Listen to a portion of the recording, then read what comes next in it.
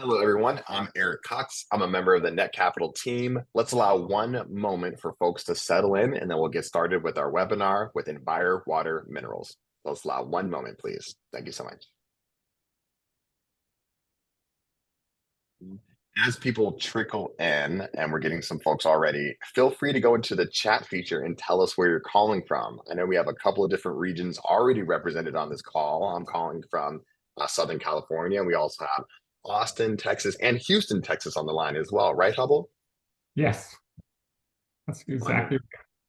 I know Texas is huge, but we got a pretty good Texas contingent on the line so far. We got DC coming in the line here. Welcome from DC. Love that. And we're super excited. One of the big values that we want to be able to provide here at Net Capital is folks from everywhere coming together, supporting each other. So I love seeing different. Oh, Indianapolis. I don't think I've seen that in a little while. Welcome from Indy.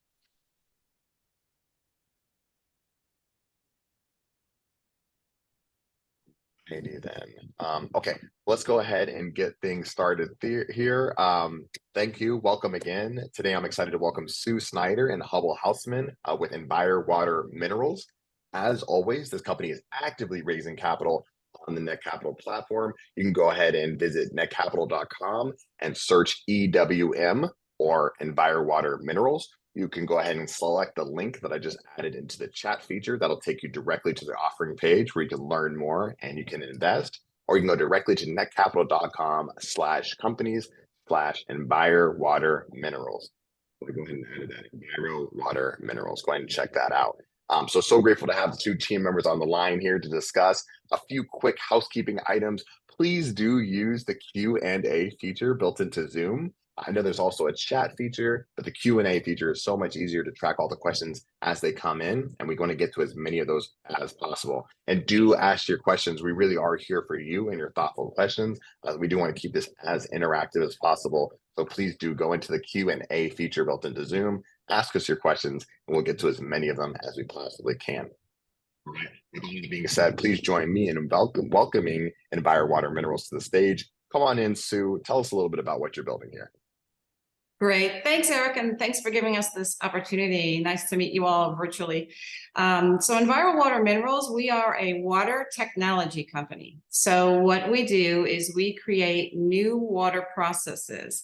And we've been doing this for about 10 years and have a pretty large portfolio of patents, both in the US and domestically.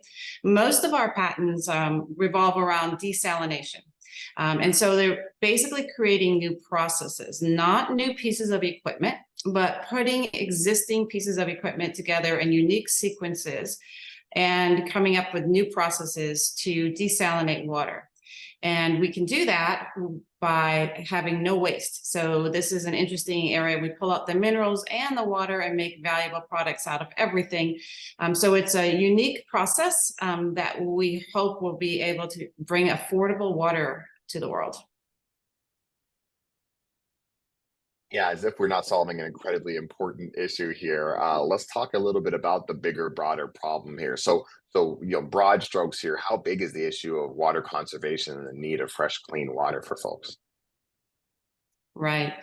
So the market will show you that within the next 7 years, we're going to go from about $20 billion of desalination needed to about 30 billion. So that gives you an idea of the growth that's expected or needed in the desalination market.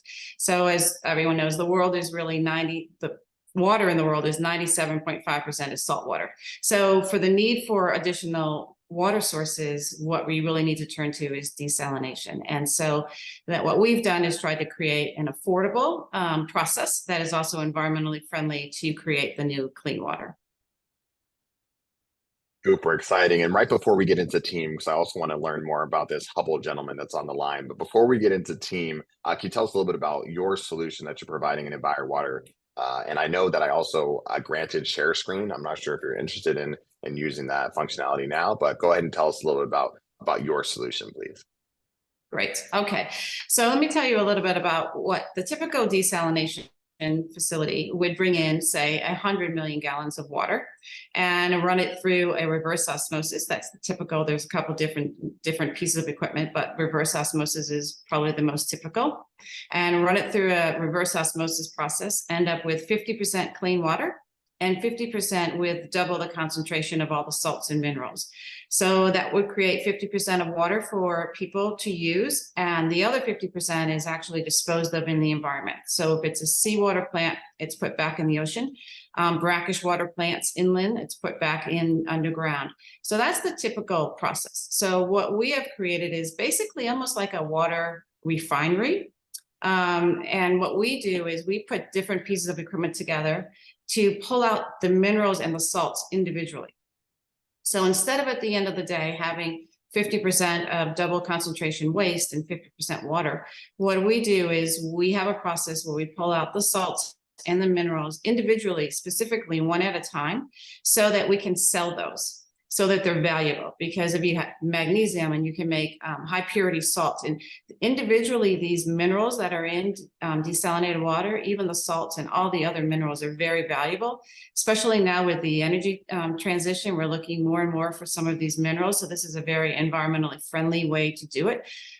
People are already desalinating, and now we can pull out all of the minerals as well, and then have clean water. So at the end of the day, if you need 50 million gallons of water, like my example, you bring in just a little more than 50.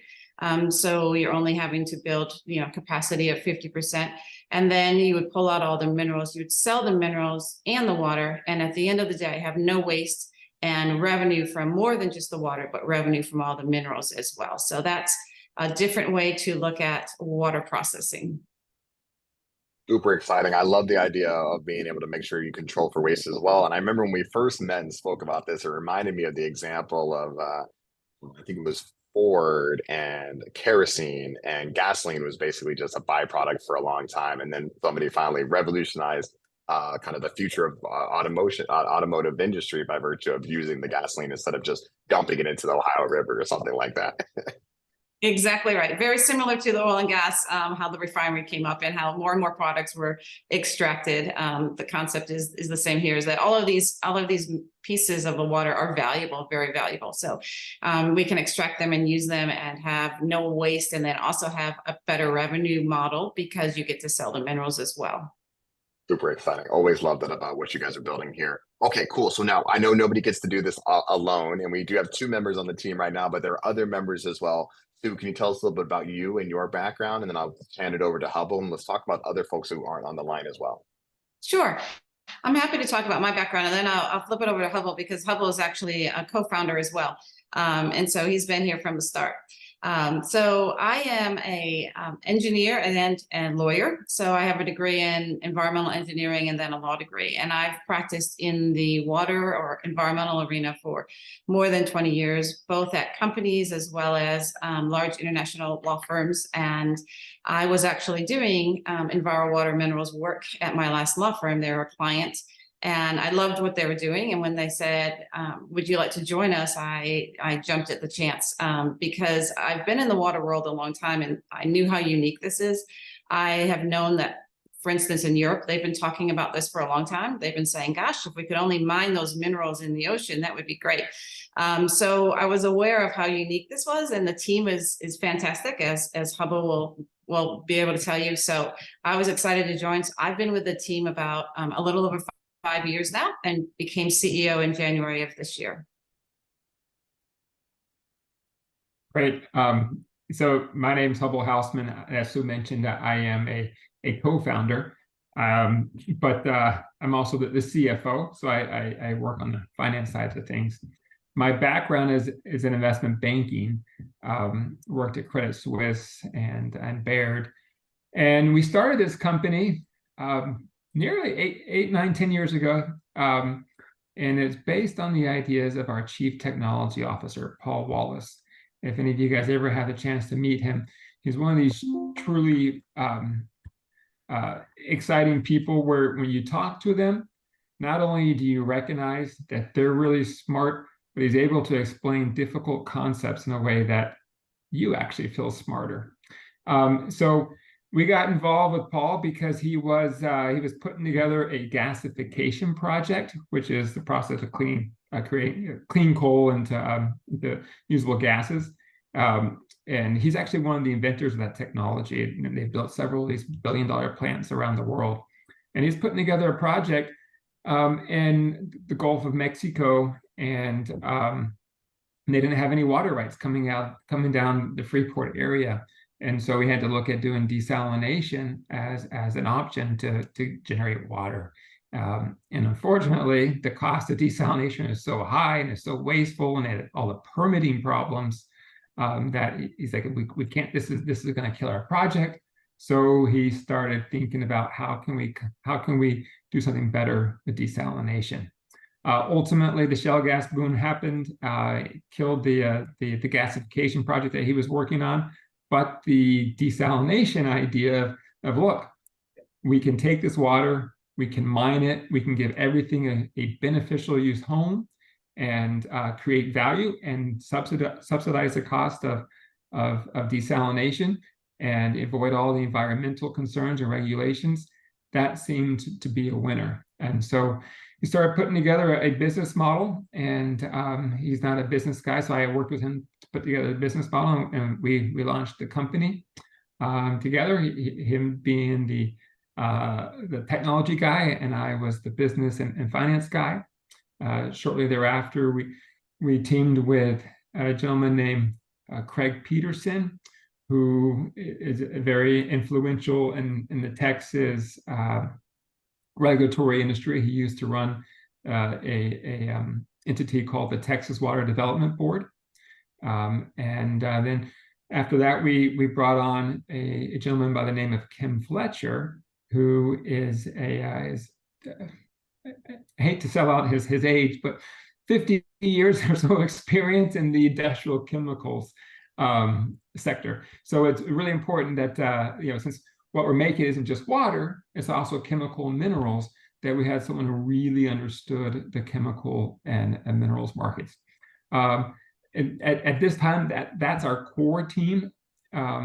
We do boast about having an asset-light business model, meaning we keep the brains in-house, but then when we work on projects and other things, we work with outside consultants and vendors. So, for example, we've worked a lot with like Worley and Jacobs and others as well to do. And like Sue used to be one of our outside brains. He used to be one of our favorite lawyer. And so we use the asset light kind of employee model for that.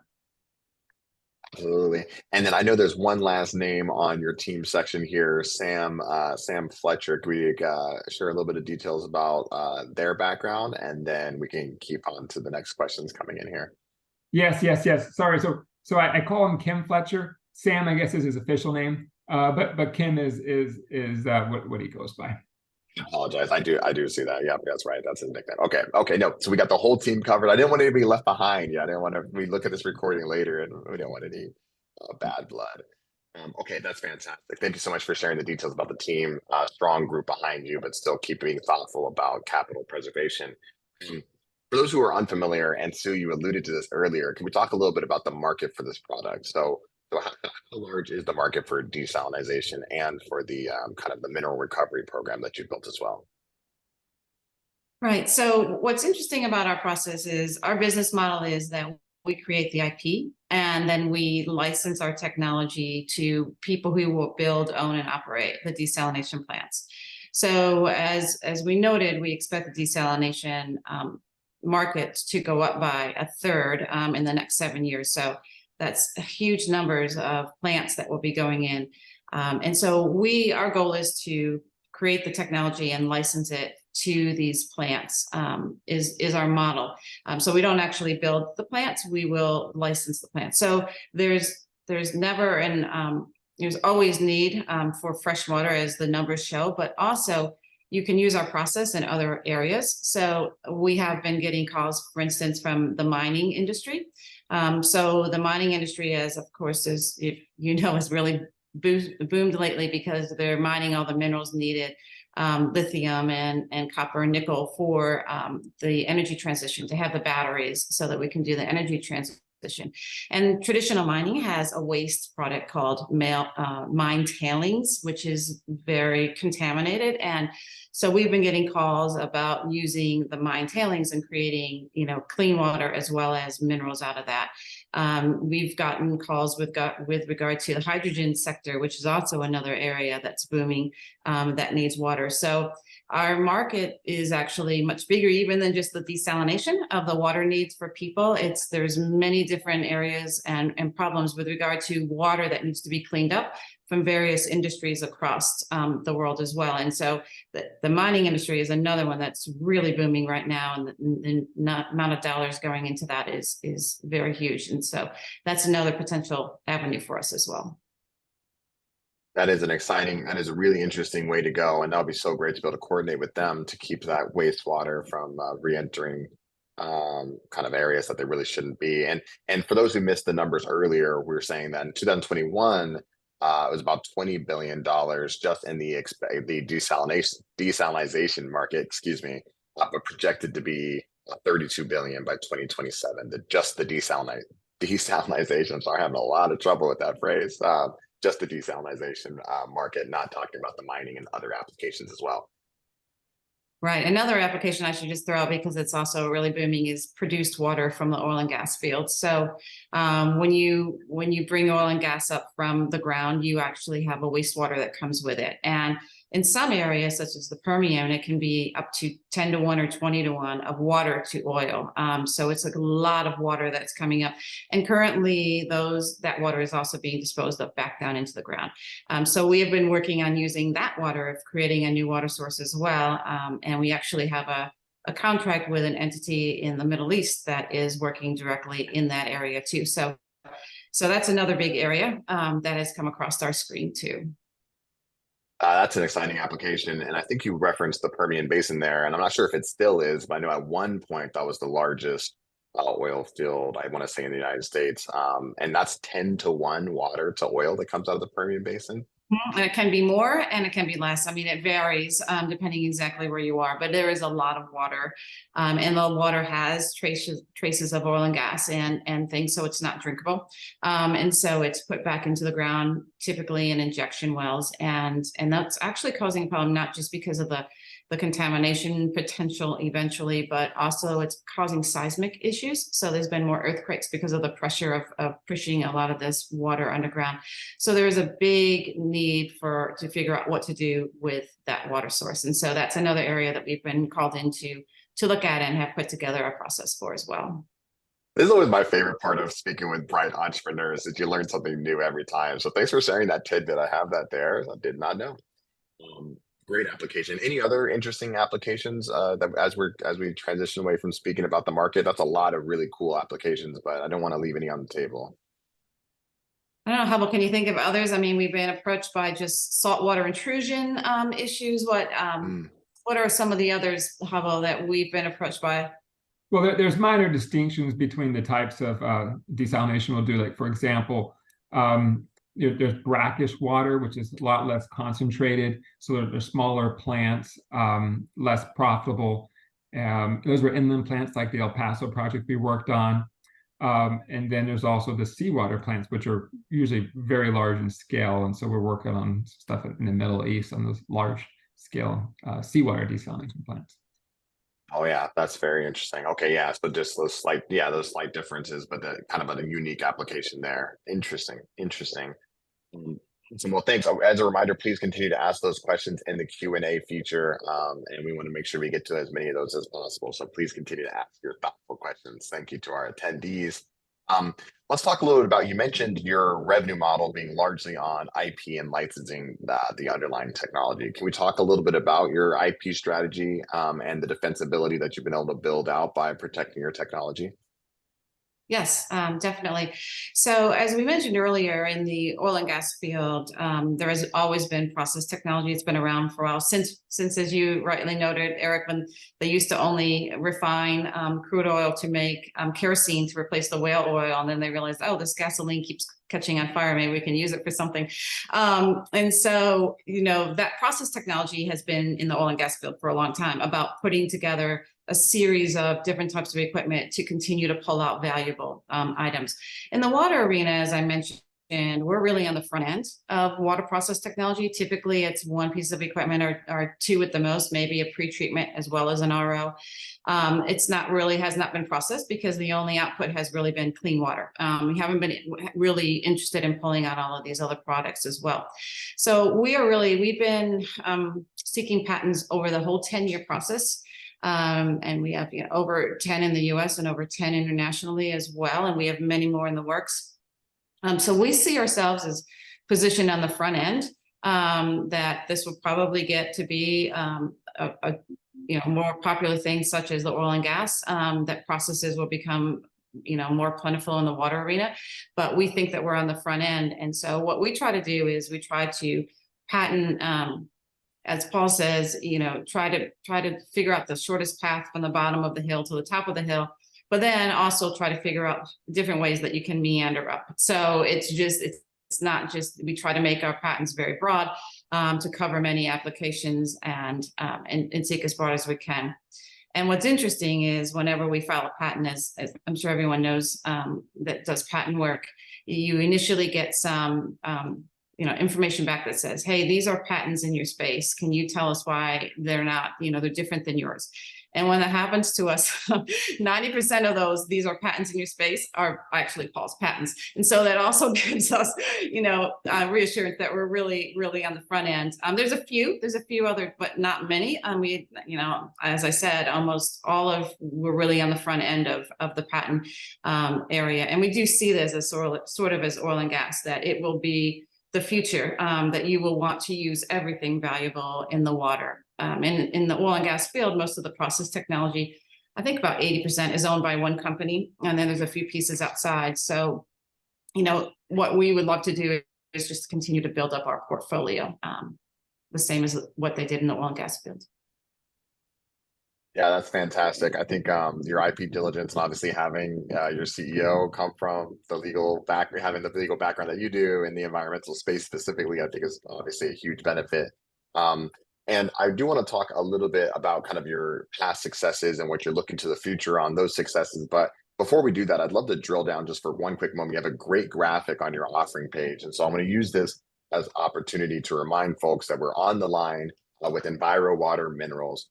They're actively raising capital on the Netcapital platform. I'm adding a link to that back into the chat there, but you can go to netcapital.com and search EWM or Enviro Water Minerals, or you can go directly to netcapital.com/companies/Enviro Water Minerals. So I'm going to relink that there, but this is a great graphic that you have talking about the process benefits. And I think it'll be helpful for a moment if we just drill down on some of those benefits. So we talked about really recovering all those contaminants and being able to sell those back into the market, which is so exciting. But can you talk about avoiding these disposal issues? That's such a big environmental impact that I don't want to lose track of. Can you share a little bit more about that? Yes, exactly. So as I noted, depending upon the concentration, for instance, in seawater, it's usually 50%. So you'll end up with 50% waste of double the minerals and the concentration put back into the ocean. And there's a lot of concerns. Pablo had mentioned earlier in our call about needing permits for desalination facilities. And that's one of the permits that they have to get, is to discharge the material back into the ocean.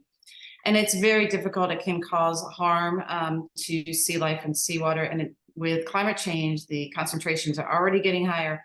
And so there's a lot of people who are very concerned about it.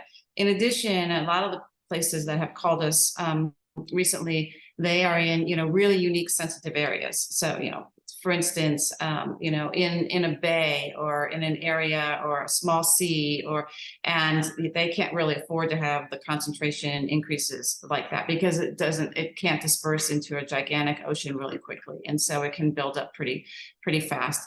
And the same with the brackish, as Pablo mentioned, we do some of the smaller inland desalination facilities, which is what El Pato is. And it just takes deep, deep groundwater that's very salty, that used to be ocean water, but it's very, very dilute because it's been there millions and millions of years. So when you pull it up, it's very dilute. So there's less waste. Sometimes you're only going to get like 20–25% of the material is waste because there's more water, but it's still being disposed of in injection wells, typically because inland you don't have any water to place it into.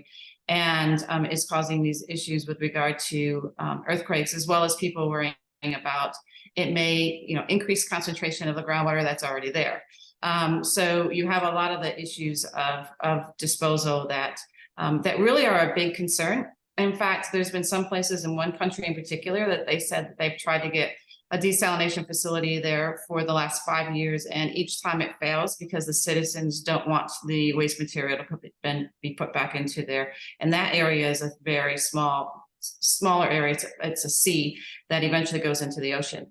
And so, the disposal issue is a really important issue that we can avoid. And it is some of the reasons why people contact us initially is they really can't get a desalination plant permitted, or because of the uproar because of the waste disposal. So the waste is a huge issue. And so could I add something to that? It's kind of anecdotal, but just to help people understand the risk that's associated with these discharge. I mean, it's definitely a battle between human development and progress versus nature. In the Middle East, there's not a lot of fresh water. And so certain countries get almost all of their water from desalination. And it's been around for a long time, that they use distillation, or they use more modern reverse osmosis, but they have to discharge the waste brine back into the ocean. And they always, they try and build discharge mechanisms where they try and get it out to where there's currents and things so it disperses. But some of the consultants we've worked with recently were talking about how they were doing a study to determine, what the salinity level is in certain regions of the Arabian Gulf. And they said that they were diving down there, and you get, you're close to some of these discharges, and you get to the point where it's like jelly. Like you have the kind of, it's not really mixing in. And, those kinds of concentrations of salt, animals, fish, they can't live in it. And so as populations progress, as we need more water, we need to find, well, we think we found it, but society needs to recognize there's got to be a better way, a more environmentally friendly way to get fresh water. And of course, the benefit Sue keeps talking about is we mine those minerals for beneficial use that then can be used for the building blocks of society, very basic commodity things. So. Yes, and another thing to add in, I was just going to mention, is the cost of disposal. So in some instances, people have been made to make underground pipelines way out into the ocean in order to be at a bigger area where there can be more dispersion.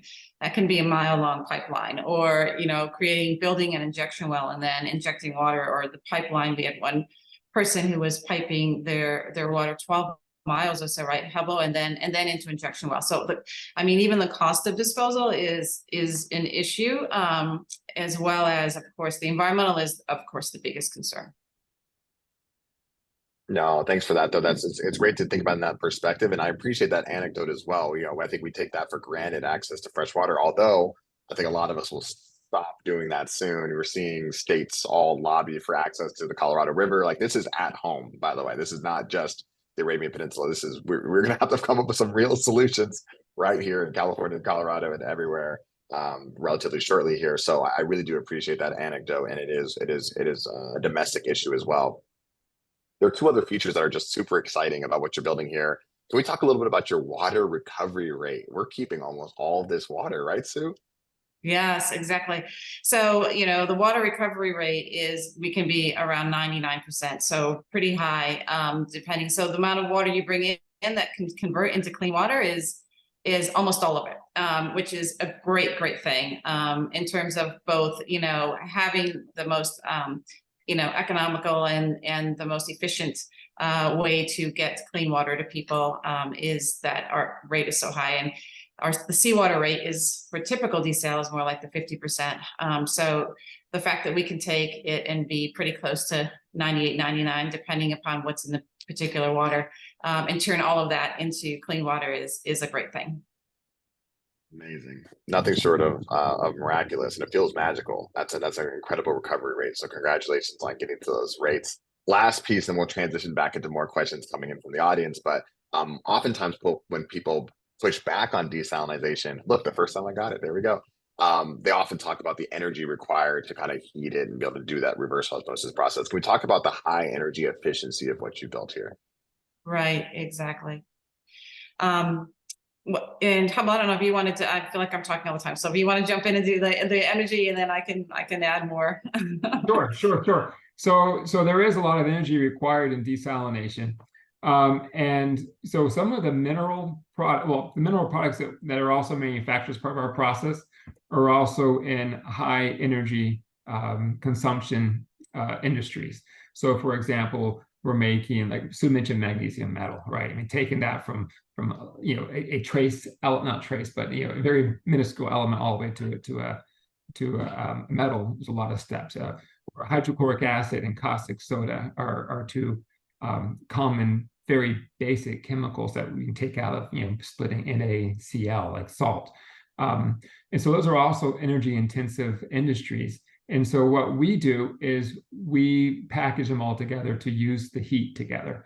And so therefore our energy consumption is on par with those industries, but we're also getting water. So these industries already exist and are using a lot of energy.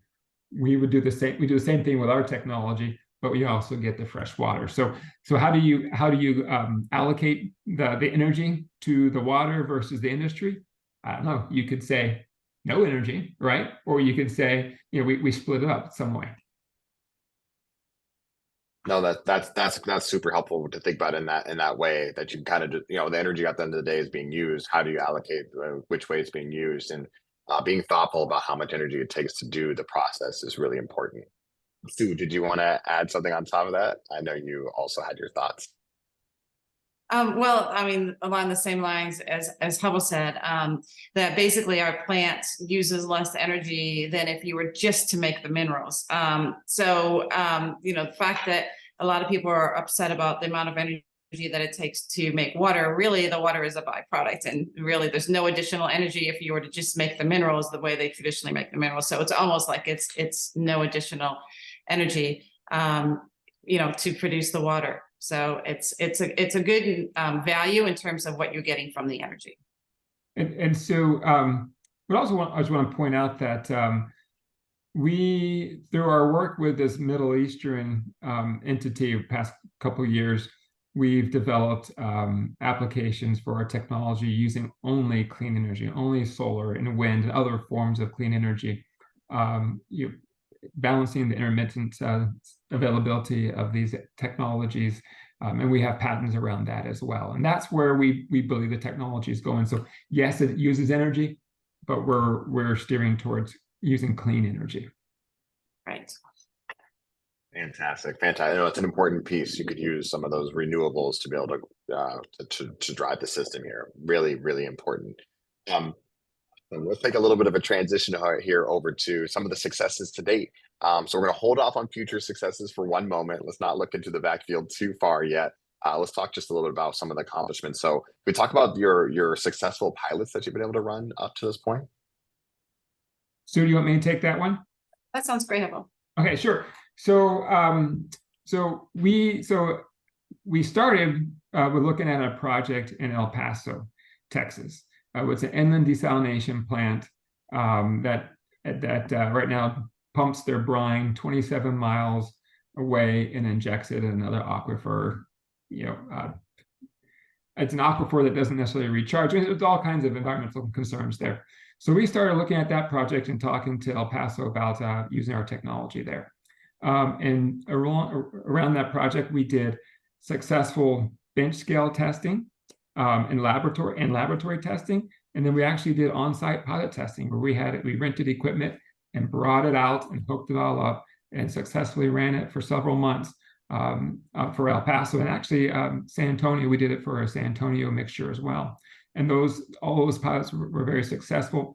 And coming out of that, the equipment vendors provided performance guarantees, and these are major equipment vendors. And then we actually used that, and we directed the construction of a full recovery desalination plant there. And that plant is still in commissioning. It's taken longer than we hoped. The question is, why is it taking so long? The answer is it was the first of its kind. It was completely innovative. And a lot of even though we got performance guarantees from the equipment vendors, you think of them like buying a refrigerator. It shows up, you plug it in, and it makes ice. A lot of the equipment showed up, you plug it in, there's no ice, and then so then they say, well, we have 9 months, we can work that out, or a year. And so, being a small company, we just couldn't hold on, and so we transferred ownership to another entity that has continued to. They're commissioning it now, and they hope to get it online next year. That they do have a license to our technology, and we have grant backs associated with it, so it is a proof of our technology. And then we transitioned from that to another very large global scale desalination plant in the Middle East, where they were seeking, they want to do this environmentally friendly. They don't want any waste discharge. They want to recover everything. They found us. They did a global search for any other competing technologies, and we were the only ones. They hired us to do a feasibility study. So we managed a major international engineering firm as they did the kind of legs on the ground, but we oversaw it. The feasibility study was successful. It did say, yes, this is all, technology is going to work, economics are going to work. And so at this stage, they're putting together the different components. I mean, it's very complicated. This is billions of dollars. And in fact, right now we're negotiating some more scope with this entity for us to help continue the design and progress, the refinement for that project.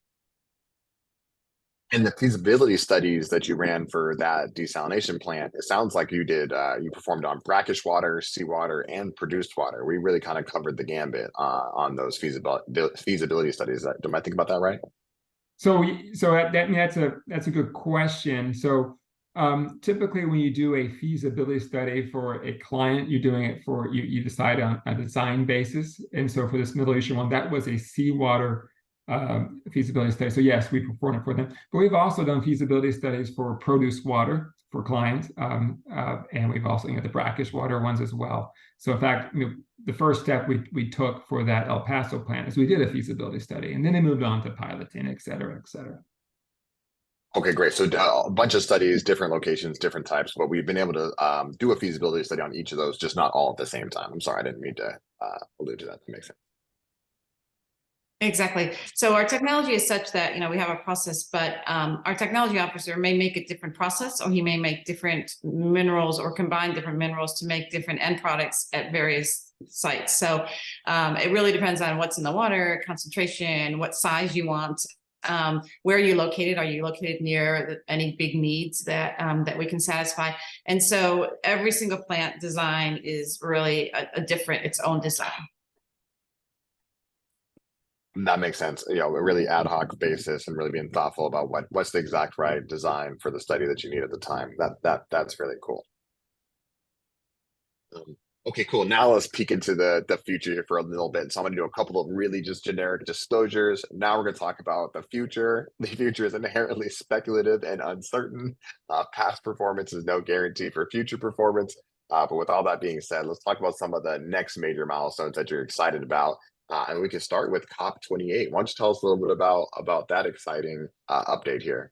Yes, thanks, Eric. Thanks for bringing that up. We're very excited about this. So we have been chosen as one of the startup showcases at the United Nations climate session this year, COP28. So it's the 28th year of the United Nations getting together and talking about climate change. And this one is in Dubai. It's 2 weeks long, and they have given us a whole little building that we will be at for a whole week. So 1 week of the whole to showcase our technology and what we do. And right now they're expecting more than 70,000 people. So we're very excited to be able to hopefully show our technology to a bunch more people.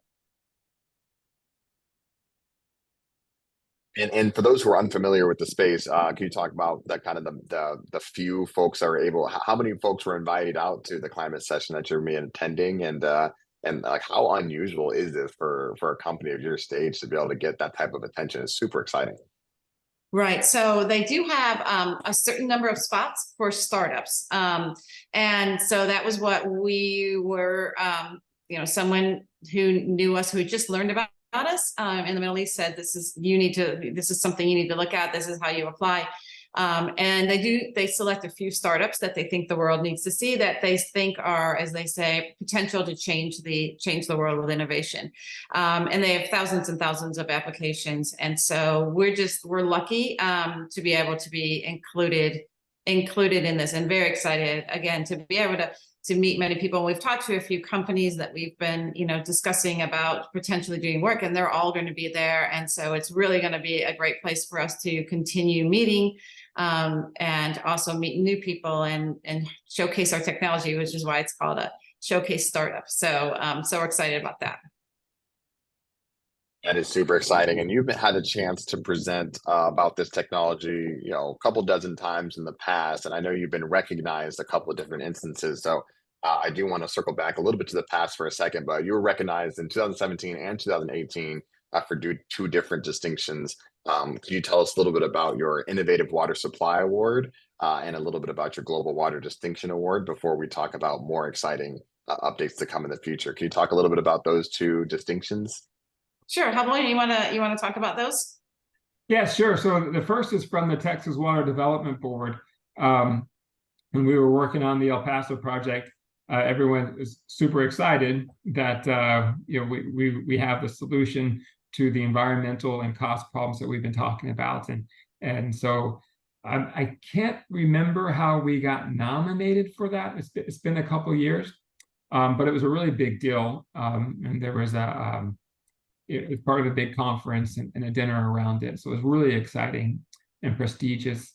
And then the other one is from the Global Water Intelligence. They do an annual, they do many conferences, but they do an annual awards ceremony where they reach out around the world to all the top water firms, all the top technology providers, all the top engineering firms. And they say, of all the projects out there in the world, which ones are you guys most interested in? Which ones are most exciting? Which ones are moving the needle? And our technology, someone nominated it, and they voted, and we got the distinction award for I can't remember the exact one, but it was kind of funny because being a small company, that conference, there's always international. That one was in France, and they really want us to fly out there just in case that we won the award. And we're like, yeah, I don't know, we can't. We got to be really careful with our funds. And so they announced it, and they just expected everyone to be there and to accept the awards, and we weren't there to accept it. I think they were kind of a little bit bothered about that. But one of our engineering companies that we worked with was there, and they accepted it on our behalf. But it is interesting that they don't tell you who wins until you actually get all the way over there in France. Yeah, that's a tough one. It's still early stage. You got to be really thoughtful about the budgets. You don't want to just spend a bunch of money to pat yourself on the back. But congratulations on that distinction award. The Wastewater Project of the Year was the distinction, and that's a super exciting honor. Thank you. Somebody just asked a question. I know we talked about the licensing part of the revenue model, but is there a part of the service offering to design custom facilities for each client, or really just kind of mainly focused on licensing to an entity and letting them build their own? Big question. Right. Great question. So that is exactly what our plan is in the beginning, we do consulting contracts. So we consult, as Hubble mentioned, our first step, what we recommend is a feasibility study, and that is you give us the analysis of a sample of water, the size of the plant, where you're located, are you near rain or rail or ocean transports, what kind of capacity do we have, And then Paul does the feasibility study, which is a paper study, and he basically designs what he would put together, the types of equipment, how much, where, and then he can give a rough estimate of CapEx, a rough estimate of what materials will be made, and a rough estimate of what kind of revenue that those may generate. So to give sort of an overview of this would be what would be for you, and that's a consulting contract fee, so that is some monies in that way. And then after the feasibility study, our next step, as Hubba mentioned, in El Paso is a pilot. And we do also oversee the pilot. Other people have to be on site to do it, and normally the pilot is also run by the equipment vendors themselves. They bring their equipment into the site and run the pilots that they need to run. But we do have some consulting fees that we would get in a pilot. And then after the pilot, we'll redo the feasibility study, because, okay, maybe you need 10 of those widgets instead of 8, or so you have to look at the economics all over again now that you have a whole lot more information, and you have pricing from the vendors because they've already done their pilot study. They know what they're going to have to put in. And so you redo that, and then if it's a go, then you get to the design stage, and we work with the design. So all of those steps are by contract, and the design stage will work with a huge outside engineering firm, because they'll need to do the details, like where the pipes go, where does the energy, how much, all of that, all of the actual designing of the layout of what the facility looks like, and we work with them.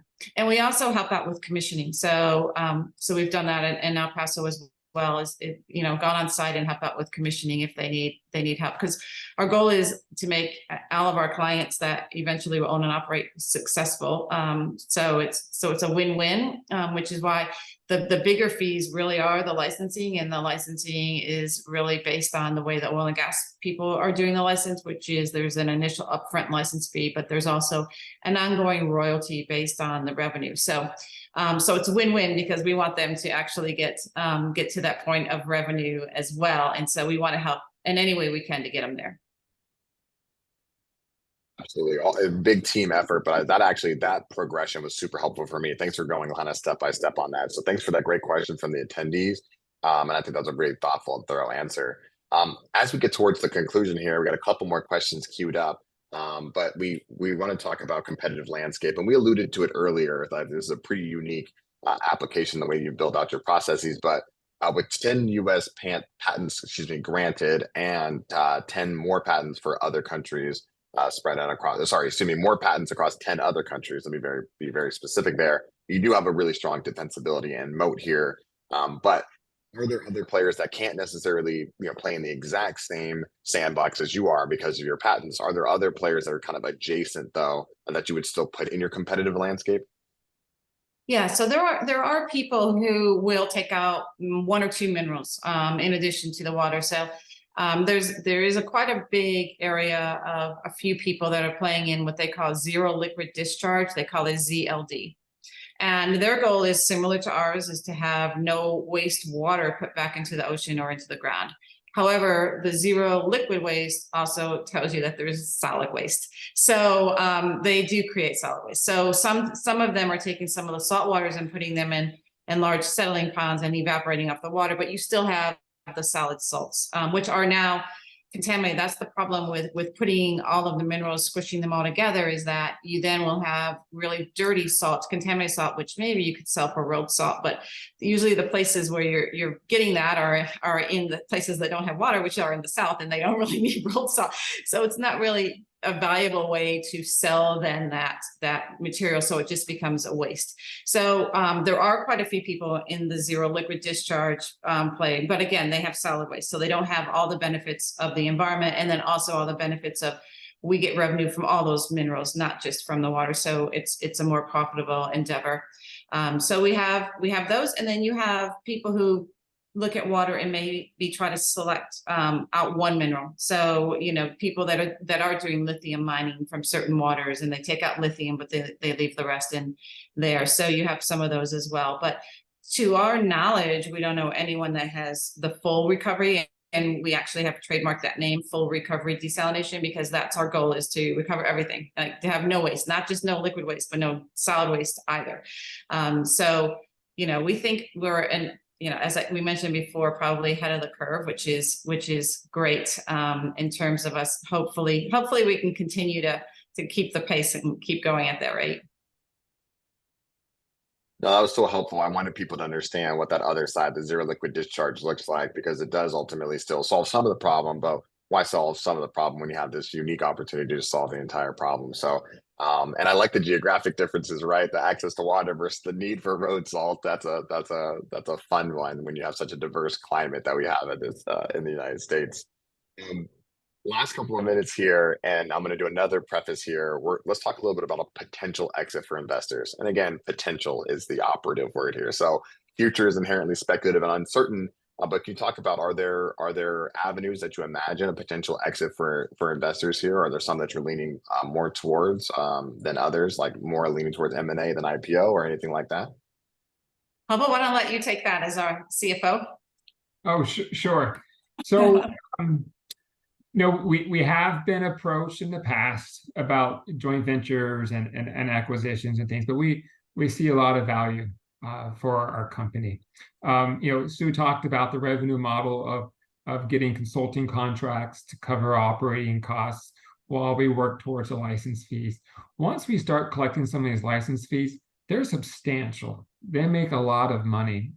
And since we're covering our costs with the consulting contracts, they're pretty much profit. So the question becomes, as we grow and we start throwing off a lot of cash flows, what do investors really want? Do they want to collect the cash flows, or do we want to sell to someone? Kind of a a similar business model to us. I think maybe Sue mentioned it is UOP.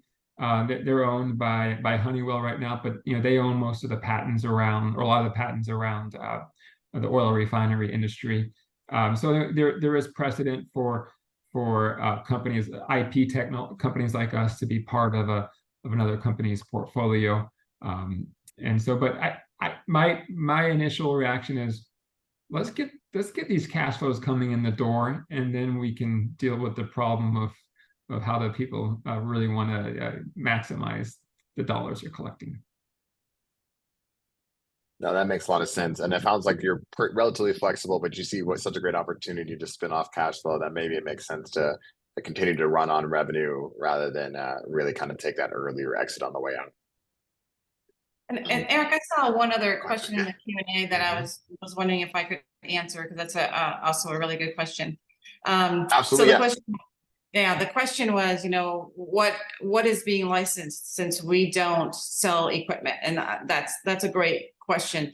So what we license is, in the IP world, you can have intellectual property for a piece of equipment, but you can also have intellectual property for a process. And so what we call ours is process technology. So if you were to look up one of our patents, which it's easy to do on the United States Patent and Trade Office, PTO site, and put in our name and look it up, you'll see that the patents talk about water goes from, here into, for instance, a nanofiltration. And from the nanofiltration, stream 1 goes into ion exchange. Stream 2 goes here. And so it's a map.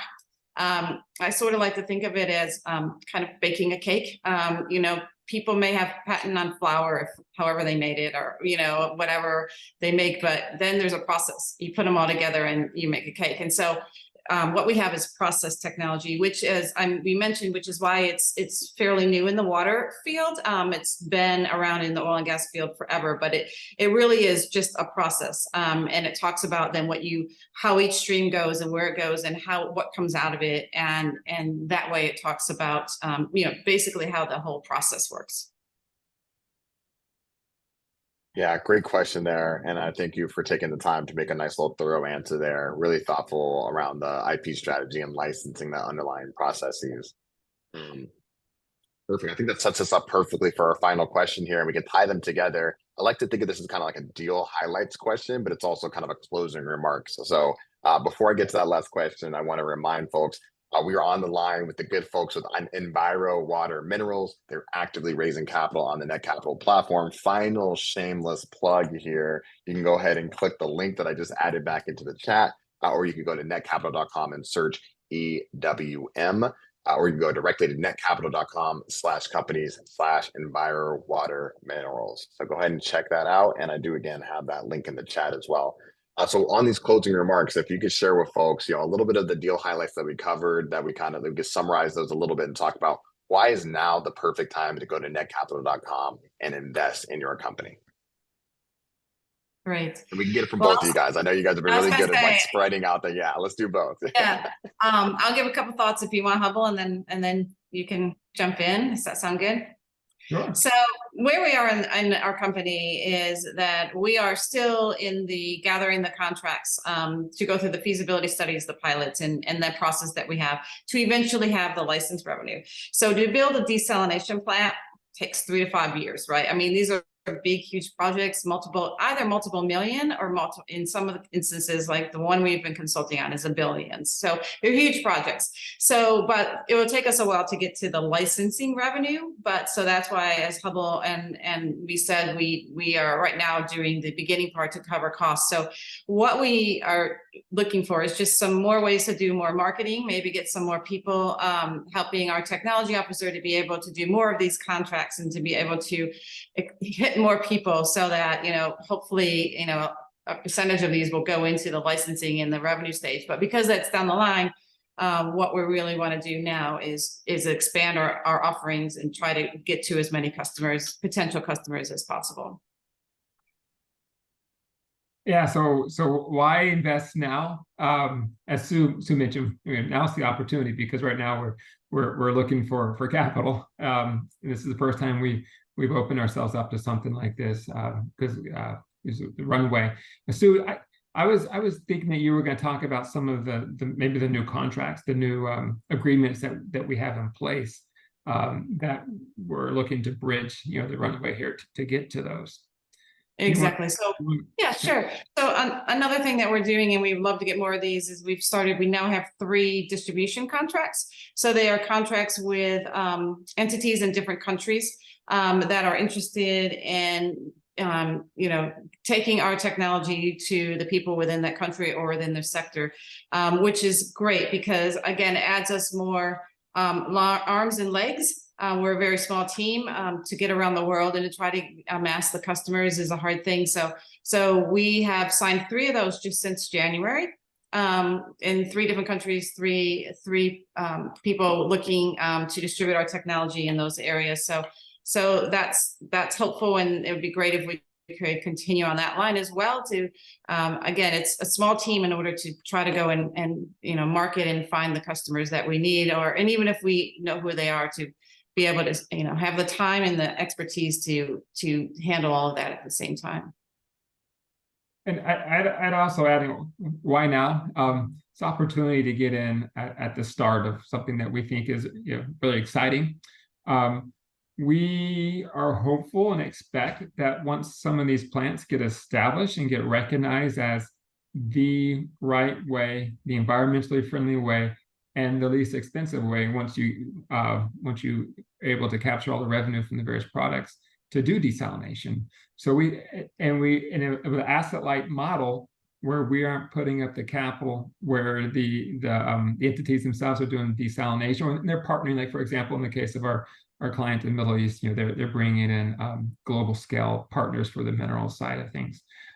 So they're putting up the capital, and our objective is to collect a technology fee, a license fee, and just to put some scale out there, all the caveats that Eric told us earlier, may happen, may not happen, could be completely wrong, but for example, the one that we're working on in the Middle East, that one's multi-billions of dollars, and a technology license fee, they're often based on the capital spend for the projects. And so if it's, just call it $5 billion, and even if a license fee is 1%, 1% of 5 billion is $50 million, and then also too, royalty fees based on the annual revenue that these projects would collect, and those would be substantial as well. So lots of potential money to be made very profitably, and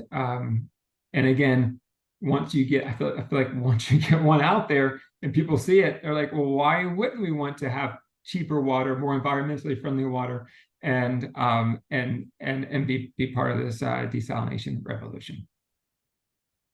Super exciting. That's a perfect way. And I honestly could end right there, but I saw something on a couple webinars back that I thought was so helpful. Is there anything investors can do? Obviously, they should consider investing, but outside of the cash, is there anything that investors can do to help?